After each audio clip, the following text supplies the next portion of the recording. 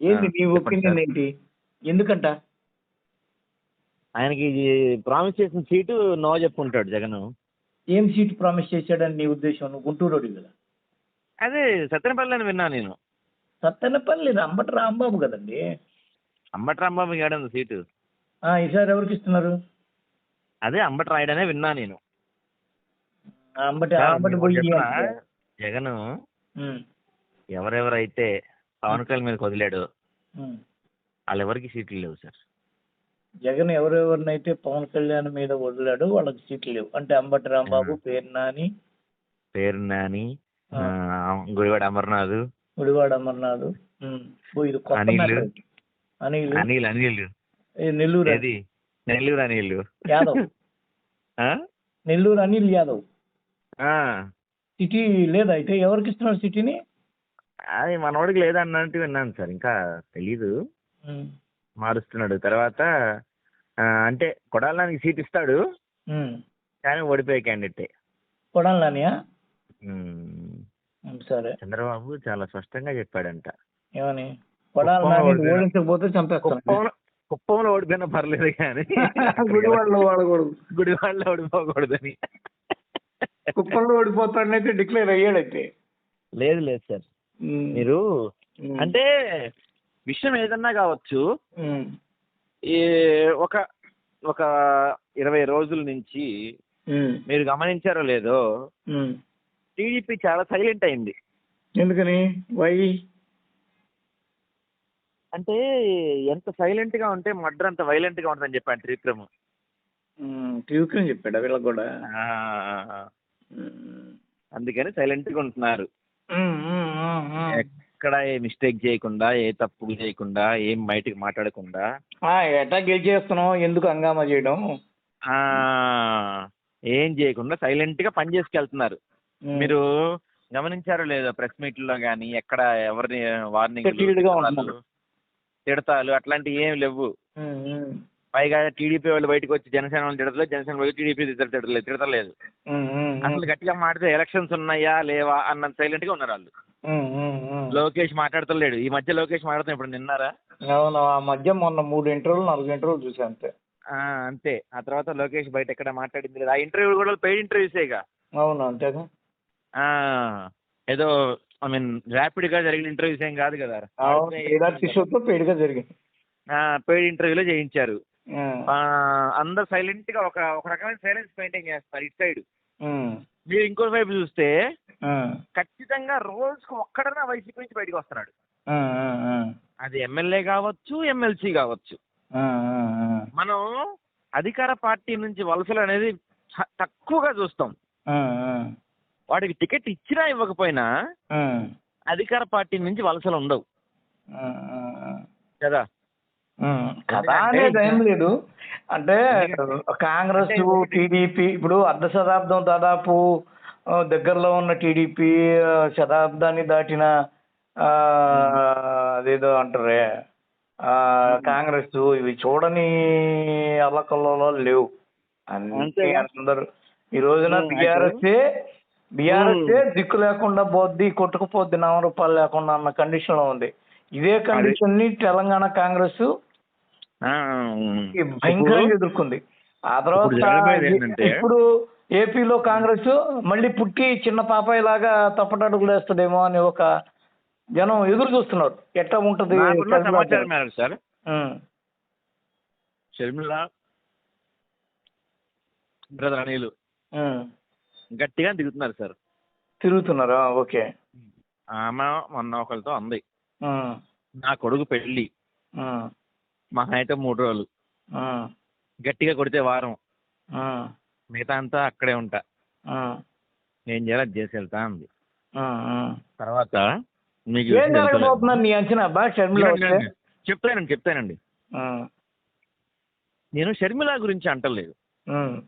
షర్మిల అనేది ఒక మామూలు మనిషి, కానీ మోస్ట్ పవర్ఫుల్ ఎవరు తెలుసా జగన్ కన్నా? బ్రదర్ అనిల్. అది ఎందుకో కూడా చెప్తాను. నువ్వు ఇంకొక బాగా అబ్జర్వ్ చెయ్యి. ఈ మధ్య కాలంలో కేఏ పాల్ అనేవాడు వైసీపీ వైపు ఉండి వైసీపీ యాంగిల్లోంచి పవన్ ని తిట్టడం, ఇవన్నీ జరుగుతున్నాయి చూసావా? Hello hello hello hello. Sir వినిపిస్తుందా? ఈ మధ్య కాలంలో ఆ, కేఏ పాలు స్లైట్ గా వైసీపీ వైపు ఉండి పవన్ ని తిట్టడము, స్లైట్ గా ఇప్పుడు కూడా చంద్రబాబు షర్మిలాని తిట్టడం తిడతాము చూసావు కదా. ఇవి చేస్తున్నాడు కానీ ఉమ్. ఏ రోజైనా అరే జగనా నువ్వు మన ప్రత్యేక హోదా తెస్తా అన్నావు ఏది, 25 మంది ఎంపీలతో రాజీనామా చేస్తాన్నావు ఏది, జగన్ నువ్వేం చేస్తున్నావు ఒక్క మాట కూడా మాట్లాడాలి ఈ కేఏ పాల్. దీని వెనకాల ఒక ఫ్లాష్ బ్యాక్ ఉంది. ఒక రోజుల్లో కేఏ పాల్ అనేవాడు బీభత్సంగా క్రిస్టియానిటీని పట్టుకొని ఊపుతున్న సమయంలో షర్మిల మేనమామతో పెళ్ళయినా కానీ బ్రదర్ అనిల్ అనేవాడు ఒక ప్రత్యామ్నాయంగా ఉండాలన్న కోరికతో ఆయన తీసుకొచ్చి ఇక్కడ అంటుకట్టించి నిదానంగా కేఏ పాల్ అనేవాడు లేకుండా చేయడంతో అతనికి పిచ్చెక్కి లాస్ట్కి అతని క్యారెక్టరైజేషన్ ని ఒక బఫూన్ గా తయారు చేసి ఇంకోటి జరిగినాయని అంటారు.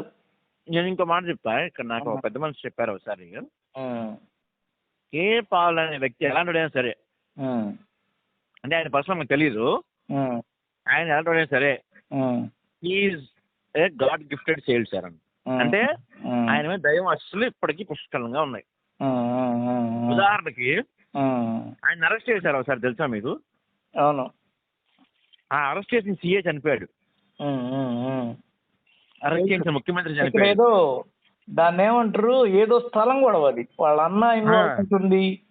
అదే ఆయనండి, అరెస్ట్ చేసిన ముఖ్యమంత్రి చచ్చిపోయాడు. తర్వాత అన్నలు కానీ తమ్ముళ్ళు కానీ, అది కూడా మామూలుగా చనిపోలా, అనకూడదు కానీ కుక్క చావంటారు చూసారా, అలాంటి చావు తెచ్చారు అందరూ. అంటే ఆయన ఎలాంటి వ్యక్తి అనేది మనకు తెలియదు, కానీ ఆయన మీద దైవం ఇది మాత్రం ఉంది బలంగా. సరే అది పక్కన పెడితే ఇప్పుడు నేను చెప్తానండి, 2014లో బ్రదర్ అనిల్ కుమార్ ఆయనకి సంబంధించిన కొంతమంది వ్యక్తులు చాలా మైక్రో మేనేజ్మెంట్ చేశారు, తెలుసా మీకు? అవునవును. ఎలక్షన్ లో అది చంద్రబాబు ఎదుర్కోలేకపోయాడు. అప్పుడు చంద్రబాబు పసిగట్ల అసలు క్రిస్టియన్స్ అందరినీ ఏకం చేస్తున్నాడు జగన్. 2019 ఎన్నికల్లో క్రిస్టియన్స్ అందరినీ ఏకం చేశాడు. అనిల్ కుమార్ ద్వారా బలంగా మెసేజ్ వెళ్ళింది. మీకు విషయం తెలుసా, 2019 ఎన్నికల్లో వాళ్ళు ఒక టీం ఏర్పాటు చేసి ఒక చిన్న ఆఫీస్ పెట్టి రోజు 1 కోటి మందికి SMS పంపించేవాళ్ళు, తెలుసా? 1 కోటి మందికి రోజు. దానికి సంబంధించిన సాఫ్ట్వేర్లు అవన్నీ కూడా తెలుసు నాకు. సో అప్పుడు అంత బలంగా అంత దన్నుగా నిలబడిన అనిల్ కుమార్ ఈసారి ఓపెన్ గా స్టేట్మెంట్ ఇచ్చాడు మన క్రిస్మస్ కి. ఏమని? కాంగ్రెస్ కోటేమని చెప్పాలా ఆయన. ఈసారి మీకు నచ్చిన వాళ్ళు కోటేసుకోండి. అంతకన్నా ముందు కూడా క్రిస్టియన్ సంఘాలను ఏకం చేసి విశాఖపట్నంలో ఒక డయాస్ ఏర్పాటు చేసి రౌండ్ టేబుల్ సమావేశం ఏర్పాటు చేసి, సో ఇదే విధంగా తెలంగాణలో కూడా ఎంతో కొంత వీళ్ళు హెల్ప్ చేశారు. క్రిస్టియన్స్, తెలంగాణ క్రిస్టియన్స్ రేవంత్ రెడ్డికి హెల్ప్ చేశారు. కాకపోతే రేవంత్ రెడ్డికి షర్మిల అంటే ఇది కాబట్టి ఆమె ఇక్కడ ఉండడానికి వీలు లేదు అని గట్టిగా చెప్పాడు కాబట్టి ఆమె ఏపీ తెలంగాణ ఉండలేదు. అది పక్కన పెడితే ఇక్కడ కూడా కాంగ్రెస్ పార్టీ కావడానికి అనిల్ కుమార్ ఎంతో కొంత హెల్ప్ చేశాడు. అది 1% 0.5% అనేది అనవసరం. ఎందుకంటే కాంగ్రెస్ పార్టీ గెలిచింది జస్ట్ 2% ఓట్లతోనే కదా. అవును. సో ఆ 2% లో 0.5% అంటే ఎక్కువే కదా. ఎంత చేశాడని పక్కన పెడితే దీనివల్ల కూడా కొంత గెలిచారు.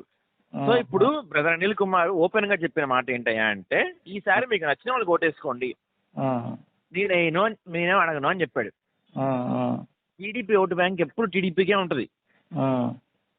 అవసరమైతే జూనియర్ ఎన్టీఆర్ నుంచున్నా సరే వేరే పార్టీ నుంచి టీడీపీ ఓటు బ్యాంక్ టీడీపీకి చెక్కు చెదరకుండా ఉంటుంది సార్, ఎప్పుడు ఉంటుందా లేవా. దాన్ని సాలిడ్ ఓటు బ్యాంక్ అంటారు. ఇప్పుడు నువ్వు ఒక వ్యక్తి ద్వారా కొంత లబ్ధి పొంది నీ జీవితంలో కొన్ని మార్పులు జరుగుతాయి. అప్పుడు ఖచ్చితంగా నువ్వు ఆ వ్యక్తికి లోబడి ఉంటావు కదా. అది టీడీపీ కావచ్చు, కాంగ్రెస్ కావచ్చు, బీజేపీ కావచ్చు. అదొకటి. తర్వాత ఆయనకు ఉన్నంత కులం అండదండ ఏ పార్టీకి ఎవరికి లేదు. 100% వాళ్ళు అట్లే ఉంటారు. మీకు ఇప్పుడు సపోజ్ ఒక కాన్స్టిట్యున్సీ తీసుకోండి. ఒక కాన్స్టిట్యున్సీ నుంచి 3 కాపుల నుంచి పెడితే 3 కాపులు ఏం చేస్తారు? 3 కాపుల్ని, వైసీపీ కాపునే, జనసేన కాపే, టీడీపీ కాపే అనుకోండి, కాపులు ఏం చేస్తారు? చెప్పండి. కాపులు ఏం చేస్తారు? వైసీపీ కాపే, టీడీపీ కాపే, జనసేన కాపే అంటే కాపుల నుంచే పెడితే ఈ కాపులందరూ 3 పార్టీలు విడిపోతారు. అదే ఒక ప్రాంతంలో 3 పార్టీలు కమ్మల నుంచే పెట్టినారు అనుకోండి, టీడీపీ కమ్మకే వేస్తారు. టీడీపీకే వేస్తారు కమ్మలందరూ. అట్లానే రెడ్డిస్ కూడా ఎవరి నుంచో పెట్టినా 3కి చీల్తారు, కానీ వాళ్ళు వైసీపీకి సపోర్ట్ గా ఉండరు. సో ఈ కమ్మ బలం అనేది చంద్రబాబుకి పుష్కలంగా ఉంది. కాకపోతే వాళ్ళే ఉండరు. ఉంటారు సార్. కాదు. ఇక్కడ ప్రాబ్లం ఏంటంటే కమ్మలు ఊరికే ప్రపంచ దేశాలన్నిటిలోంచి ఎక్కడెక్కడో పోయి వలసలిపోయి స్ప్లిట్ అయిపోయి ఉన్న జాతి అది ఏపీలో అంతది మాత్రం ఉంటుంది. దానికి అసలు అదిగో తెలంగాణలో 40% 40 సీట్లలో వాళ్ళు స్ట్రాంగ్ గా ఉన్నారంటే అర్థమైందబ్బా. వినండి, కాదు ఇంకోటి వినండి. 2019లో ఇదే తప్పు జరిగింది, మనం లైట్ తీసుకున్నాము అని ఈసారి ఎలక్షన్స్ కి 1 మంత్ ముందే విదేశాల్లో కాదు, ప్రపంచం అవసరమైతే మూన్ మీద, మార్స్ మీద సెటిల్ అయిన కమ్మలు కూడా ఈసారి ఏపీ వస్తున్నారు.